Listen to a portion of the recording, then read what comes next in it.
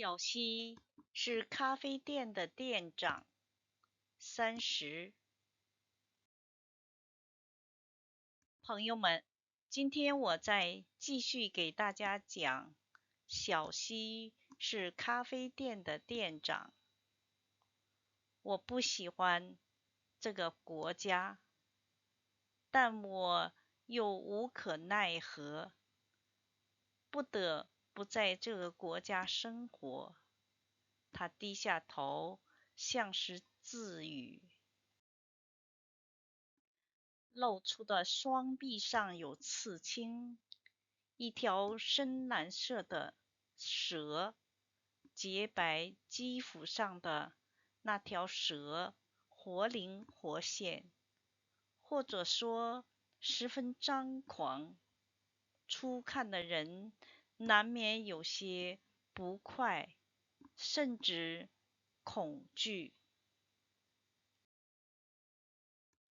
凯德大概注意到了老师的眼神，笑着放下了衣袖。我父母都是老牌知识分子，遵循正规。我有3个姐姐，一个是医生，另外2个是教师。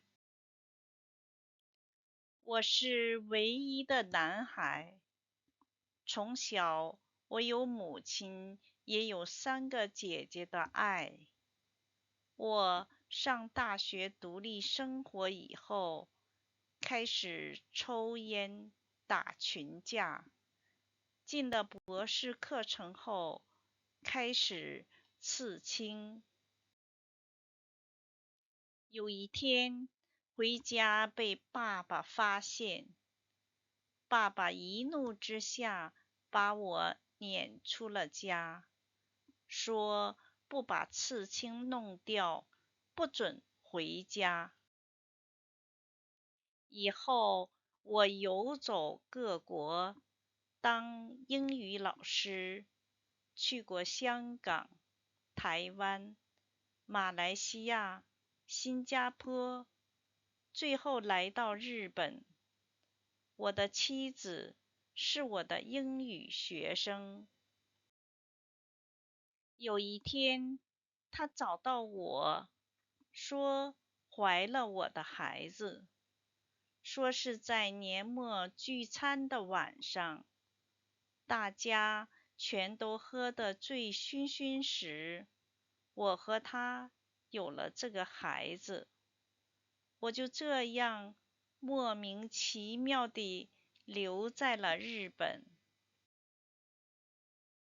说实在的，有了这样一个孩子，我并不愉快，但又不得不自责自己酒后的行为。从那以后，我戒酒了。没想到妻子竟然是个酒鬼加烟鬼。我们的女儿天生严重哮喘，我有苦难言。我发誓，只要在这个国家1天，就绝不学这里的语言。再续。如果您喜欢，请点赞并订阅此频道。